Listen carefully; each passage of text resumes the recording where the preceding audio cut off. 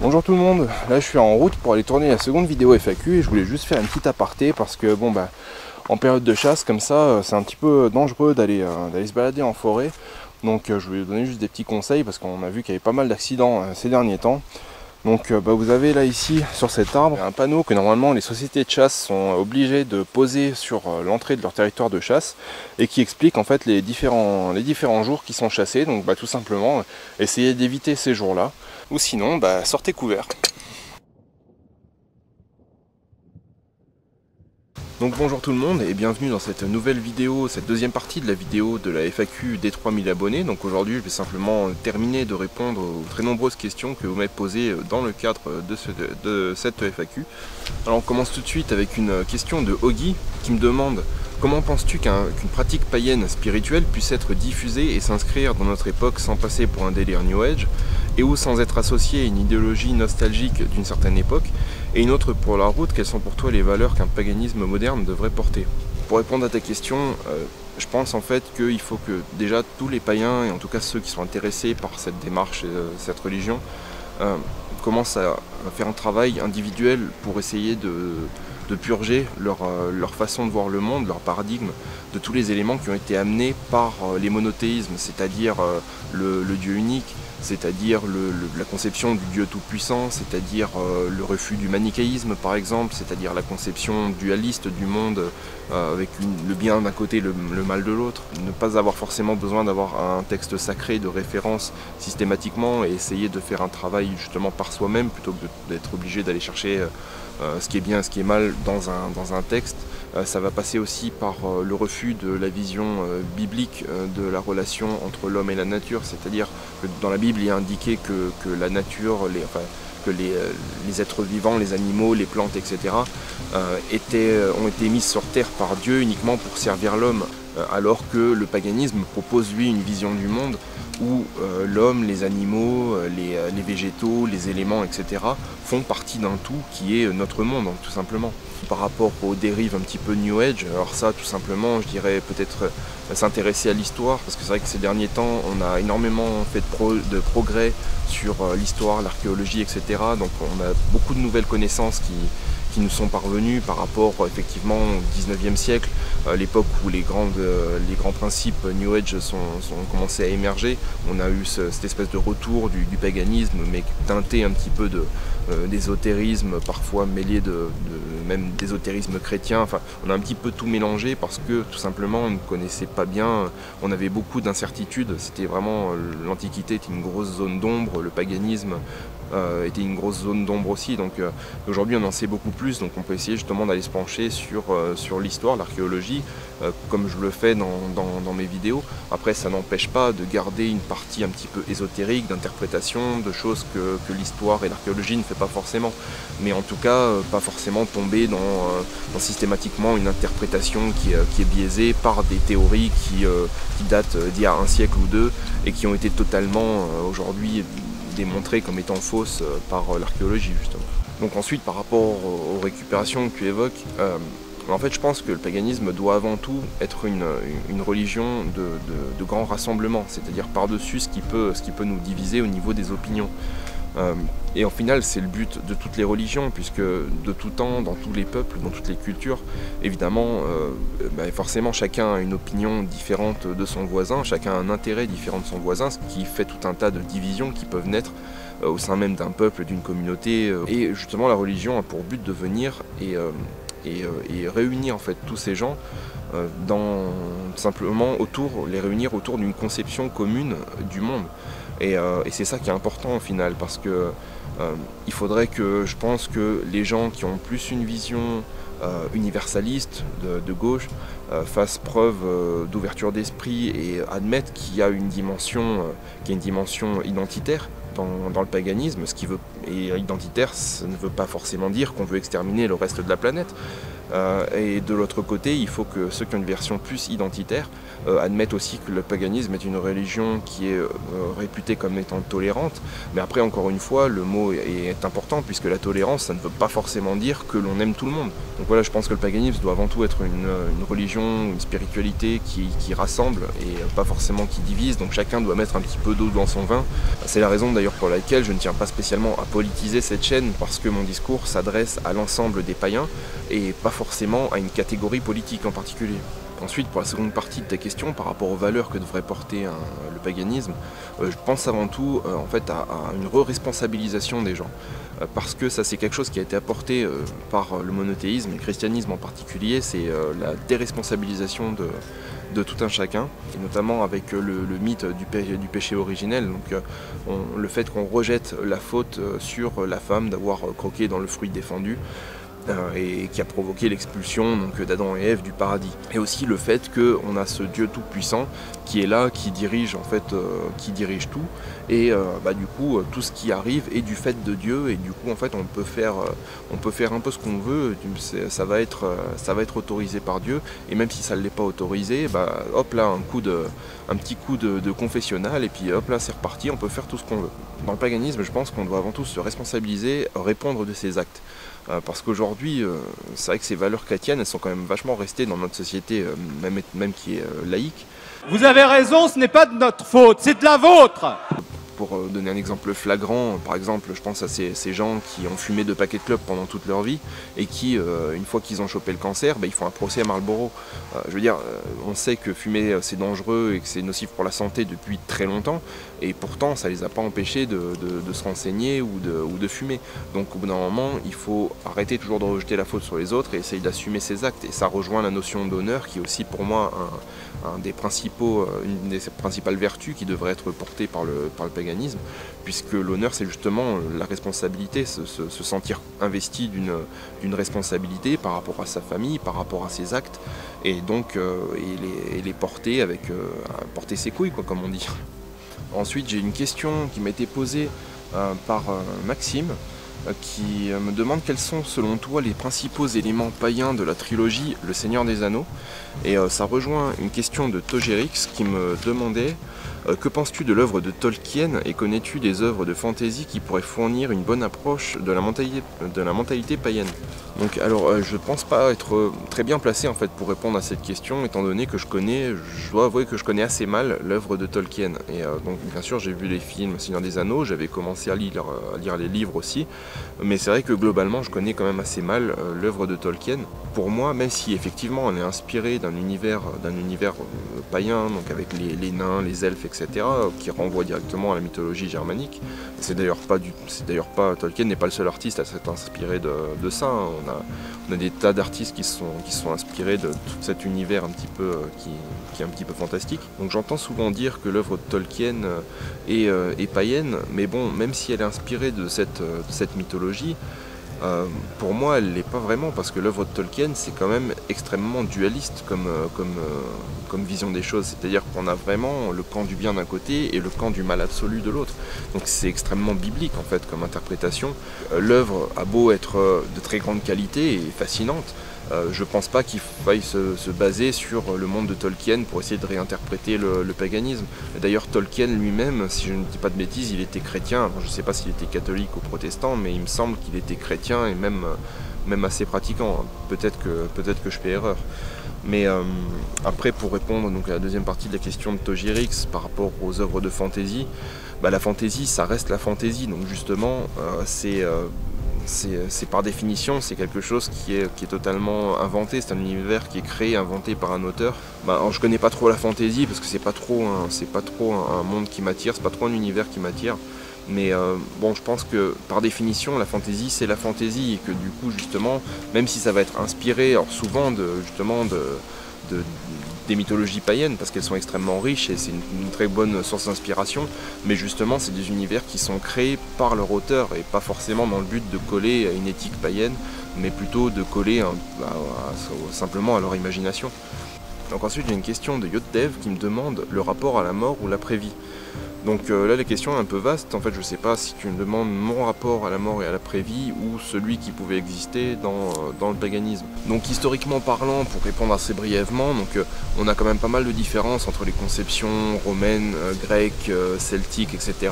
de l'après-vie. Mais globalement, il y a certains éléments qui reviennent dans à peu près toutes les traditions. C'est-à-dire qu'on va avoir un royaume des morts qui n'est pas un enfer au sens chrétien du terme, c'est-à-dire c'est pas un lieu maudit où on souffre éternellement. Pas plus qu'un paradis où on bénéficie de 1000 louanges. En fait, c'est simplement un lieu où les âmes des défunts errent. Et à côté de ça, on va avoir un deuxième lieu de repos des morts, mais réservé aux guerriers, à une certaine élite guerrière. Donc, chez les Germaniques, on va avoir bien sûr le Valhalla. Chez les Romains, par exemple, on a les Champs-Élyséens.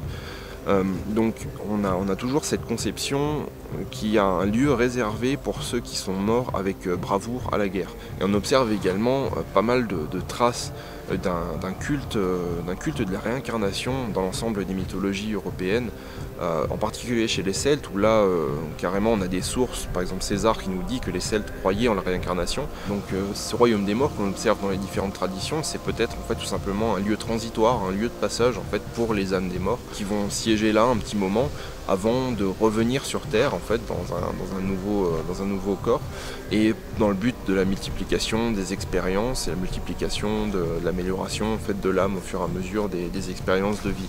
Donc, tout ça d'un point de vue ésotérique bien sûr. Après d'un point de vue personnel, ma conception de la mort et de l'après-vie, personnellement j'ai un point de vue assez stoïcien sur le sujet, c'est-à-dire que le stoïcisme nous dit qu'on ne doit pas se soucier de ce qui ne dépend pas de nous. Donc en fait, la mort elle est inéluctable, tous les êtres vivants sur Terre meurent un jour, peu importe la vie qu'on a menée, donc quelque part je n'ai pas de raison de m'en soucier, et comme disait Socrate en fait, on n'a pas de raison d'avoir peur de la mort parce qu'on ne sait pas ce que c'est, donc on ne sait pas si c'est mieux ou moins bien que la vie terrestre. Donc au final, pourquoi se soucier de quelque chose qu'on ne connaît pas? On verra tous un jour ce qu'il en est. Après personnellement, j'ai également tendance à croire à la réincarnation, même si évidemment je ne peux pas le prouver empiriquement. Donc ensuite j'ai une question de Charles qui me demande: il y a quelques temps tu avais, il me semble, abordé la possibilité de créer un projet communautaire destiné à regrouper les lieux anciennement sacrés pour les païens, et cela sous la forme d'une carte. Est-ce toujours d'actualité? Et sinon, as-tu des projets pour échanger d'une façon plus importante avec ta communauté? Alors ce qui rejoint une question de Shined SCSW qui me demande, il y a quelques temps tu disais travailler sur un site forum sur lequel les païens d'un peu partout pourraient se rencontrer. Est-ce toujours d'actualité? As-tu besoin d'aide? Où te situes toi-même? Et que penserais-tu d'organiser un rassemblement ou une sorte de festival? Alors oui, effectivement, c'est des choses que j'avais envisagées. Alors pour le faire sous forme d'une carte, pour le moment j'ai pas encore trop d'idées de comment le mettre en place de manière concrète. Je sais pas si on peut faire ça sur des sites comme Google Maps ou des choses comme ça. Il faudrait se pencher un peu sur les questions purement techniques en fait. Ensuite pour ce qui est des réseaux communautaires, on m'a souvent réclamé un Discord. Alors personnellement je suis pas un grand fan de Discord en fait. Alors certes c'est très bien justement pour pouvoir organiser des tables rondes, discuter les uns avec les autres, échanger de manière gratuite, seulement c'est très difficile en fait dans un Discord de stocker des informations et de les retrouver ensuite en fait. Donc j'ai plutôt décidé en fait de partir sur un forum un peu plus classique à l'ancienne, donc avec des rubriques dans lesquelles on peut naviguer assez facilement, s'y retrouver et classer des informations qui vont être accessibles un petit peu à tous. Ça je suis en train de travailler dessus, j'essaierai de le mettre prochainement en ligne. En tout cas, vous serez informés dès que ce sera fait. Et après, bon, pour la création d'un Discord, ma foi, j'ai rien contre. Après, personnellement, si je dois m'occuper de la chaîne, plus d'un forum, plus d'un Discord, je risque d'être vite perdu. Donc oui, effectivement, j'aurais besoin d'aide si des gens sont partants, même pour créer en fait eux-mêmes un Discord qui serait destiné en fait aux abonnés de la chaîne pour discuter. Il n'y a pas de souci, parce que forcément, il faudra des administrateurs, etc. Parce que oui, après clairement, si je dois m'occuper de la chaîne, plus d'un forum, plus d'un Discord, j'ai pas forcément le temps parce que voilà, j'ai un travail à côté, etc. Et j'ai pas envie, quand j'ai fini le travail, d'être obligé d'être toute la journée sur l'ordinateur. Et dans ce cas, on pourra conserver le Discord pour faire un espèce de salon de discussion un petit peu plus légère, on va dire, et d'un autre côté, avoir un forum sur lesquels qui servira vraiment à stocker des informations, des données, recouper les données, etc. Donc voilà, on pourrait avoir ces deux aspects-là avec deux supports différents, ça pourrait être intéressant. Ensuite, j'ai une question de Dan qui me dit « On s'accorde pour dire que les Vikings n'ont pas de fait d'armes retentissant, que partout où règne un pouvoir fort, on ne les craint pas. Les musulmans de Byzance ne les redoutaient pas, ils ressortent des sources franques que les Bretons, Slaves, Sarrasins, Hongrois demandaient une attention plus grande, et même en territoire franc, Louis III leur inflige une cuisante défaite à Saucourt en 881. J'aimerais avoir ton avis sur pourquoi un tel engouement pour les Vikings. » Donc là, Dan, je suis pas forcément d'accord avec toi en fait, parce que les Vikings n'ont jamais fait de fait d'armes retentissants, c'est pas forcément vrai, parce que si tu prends l'histoire des rois de Norvège, écrite par Snorri Sturluson, elle les regorge en fait de grandes batailles et de grandes victoires. Alors effectivement, les trois quarts de ces batailles se déroulaient en fait entre différents royaumes vikings. Donc effectivement, on n'en entend pas trop parler dans notre histoire, en tout cas en France. Mais il ne faut pas oublier qu'il y a par exemple eu la grande armée danoise qui a envahi l'Angleterre et qui a fondé un royaume là-bas. On a la même chose notamment en Normandie avec le duché de Normandie qui est ni plus ni moins qu'une conquête territoriale viking. On a eu le siège de Paris et de nombreuses attaques sur la ville de Paris. Il ne faut pas oublier que les Vikings ont fait des raids sur à peu près toute l'Europe, même jusqu'en Méditerranée et même jusqu'au Proche-Orient. Donc on les craignait quand même. Donc après, il ne faut pas perdre de vue le fait que, donc mis à part dans les îles britanniques et en Normandie, les attaques, donc ces raids vikings n'étaient pas destinés à conquérir des territoires. C'était des raids pirates en fait, où il s'agissait d'agir vite et bien, prendre le maximum de richesses et de s'en aller aussi vite qu'on était venu, en profitant des avantages qu'on avait par rapport notamment à leurs navires. Donc évidemment, on ne les craignait pas de la même manière que d'autres royaumes qui eux allaient attaquer dans le but de conquérir et de soumettre le peuple déjà en place. Donc effectivement, c'est pas du tout la même approche. Après, il ne faut pas oublier non plus que les Vikings avaient effectivement une grande réputation guerrière, puisque à Byzance, on les craignait pas tout simplement parce qu'on faisait d'une part du commerce avec eux, et d'autre part, on les embauchait comme mercenaires, avec la garde de Vareg notamment. Et ça, même en Aquitaine aussi, il y a eu le cas où les Vikings ont été embauchés comme mercenaires. Donc ce qui faisait surtout peur à l'époque, au final, par rapport aux Vikings, c'était le fait qu'ils pouvaient frapper à peu près n'importe où, n'importe quand.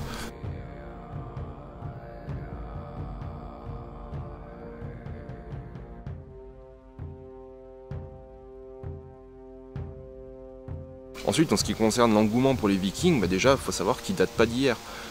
En fait, s'il est resté aussi persistant, c'est parce qu'il faut comprendre aussi que l'attaque sur l'abbaye de Lindisfarne, donc qui a marqué le début de l'ère viking, cette attaque, elle a eu le même écho à l'époque que le 11 septembre 2001 dans notre monde moderne. Donc en fait, effectivement, ça a marqué l'ensemble des esprits de l'époque, dans l'Europe de l'époque, puisque c'était quelque chose qu'on jugeait absolument impossible, inimaginable, et pourtant ça s'est produit. Donc effectivement, ça a eu un écho très important et dont on a conservé très longtemps la mémoire, parce que justement c'était extrêmement marquant. Et au final, cet événement marquant, il a reçu des échos à travers toutes les attaques qui étaient menées à travers toute l'Europe justement par les Vikings. Donc c'est vrai que ça a entretenu pendant plus de 2 siècles ce climat d'insécurité un petit peu qu'on pouvait avoir, cette crainte qu'on pouvait avoir par rapport à ces païens. Alors déjà, les païens à la base, pour les chrétiens de l'époque, c'était le diable incarné. Alors en plus, s'ils venaient et qu'ils pillaient des églises, vous imaginez un peu vous imaginez un peu ce que ça pouvait provoquer dans l'esprit des gens, quoi. Et ensuite, pour l'engouement moderne, en fait, je pense que c'est beaucoup lié à la redécouverte un petit peu de l'histoire, enfin en tout cas au renouveau à la popularisation de l'engouement pour l'histoire, notamment au 19e siècle, où on redécouvre un petit peu les Vikings et où en fait cette image de barbare, de brute, ça fascine en fait tout simplement, ça fascine les esprits, et c'est aussi lié au fait que de la redécouverte de leur mythologie, notamment voilà, au 19e siècle, qui vont inspirer l'œuvre de Wagner, ensuite l'œuvre de Tolkien, comme on l'a dit, comme on l'a évoqué tout à l'heure, et de nombreuses autres œuvres, et donc qui font rentrer les Vikings au final et leur mythologie dans la culture populaire, dans l'esprit populaire. Et une fois que c'était rentré justement dans cette culture populaire, on a eu la littérature, on a eu le cinéma qui l'a repris également. Et donc effectivement, aujourd'hui on ne peut pas négliger aussi l'influence de ces médias-là, puisque effectivement depuis la série Viking, on constate qu'il y a vraiment un engouement énorme pour les Vikings, alors que avant ça restait quand même quelque chose d'assez marginal. Donc, mais après voilà, je pense que c'est surtout cette image en fait, un petit peu image un peu romantique qu'on a qui fascine les gens, parce que cette image de liberté un petit peu aussi qu'on va avoir, parce que voilà, on imagine voilà, le barbare qui vogue sur son bateau, qui en plus était très en avance pour l'époque, qui pouvait remonter le courant de fleuve aussi bien qu'affronter la haute mer.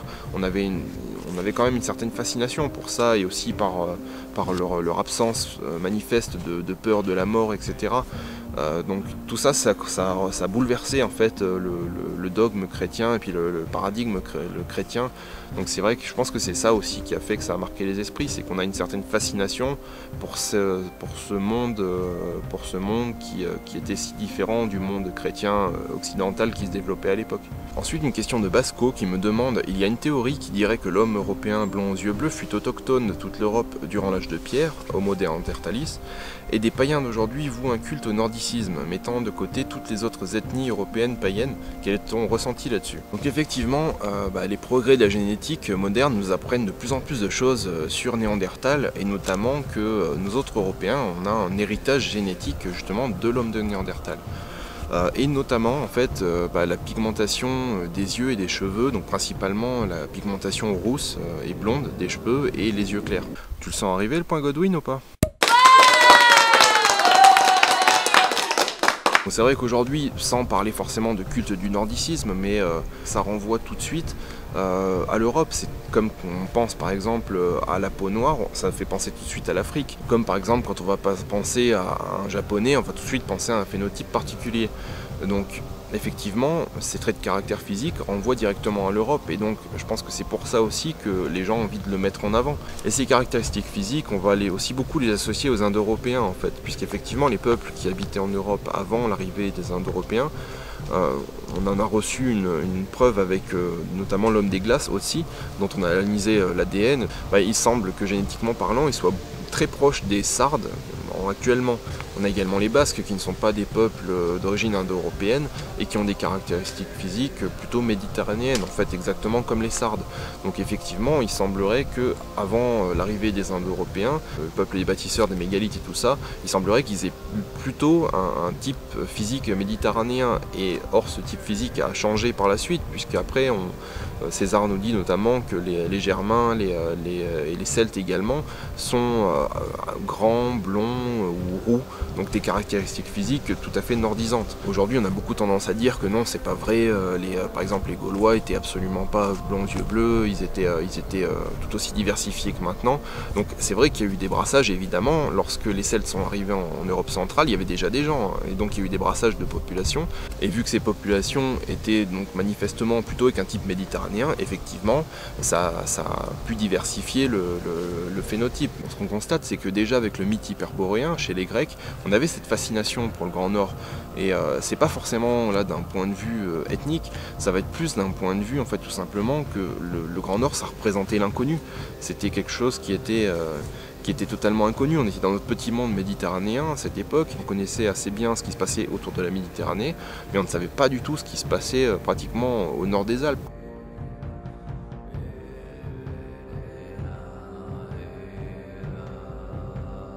Par exemple, pour des Grecs qui vivent dans un climat méditerranéen extrêmement favorable, avec l'agriculture et à une vie assez douce, de savoir que des gens vivent dans des pays beaucoup plus au nord, donc avec un climat extrêmement rude, avec des terres qui ne permettent pas de faire pousser ni la vigne ni le blé, ça forcément ça crée une espèce de fascination, puisqu'on se demande comment ces gens peuvent vivre de manière humaine dans un environnement aussi hostile, avec des hivers qui durent extrêmement longtemps, avec de la neige, de la glace, un environnement montagneux avec des bêtes sauvages, des loups, des ours. Il y a une certaine fascination justement qui naît autour de ça, autour de la rudesse du climat et de de l'adaptation de ces hommes à ce climat. Et pour finir, je pense qu'il y a aussi un petit peu un aspect de réaction, en fait, qu'aujourd'hui, forcément, on est dans un monde civilisé, donc la civilisation, elle est née où? Elle est née au Moyen-Orient, dans le croissant fertile, l'agriculture également, on a les religions dominantes en Europe aujourd'hui, qui sont des religions abrahamiques, donc effectivement nées également au Proche-Orient. Donc forcément, tout cela conduit à avoir le regard constamment tourné vers le sud, en tout cas, et tourné vers l'Orient. Et donc peut-être par réaction à ça, on a tendance à plus regarder vers le nord, puisqu'on nous demande de regarder vers le sud, par esprit de contradiction tout simplement.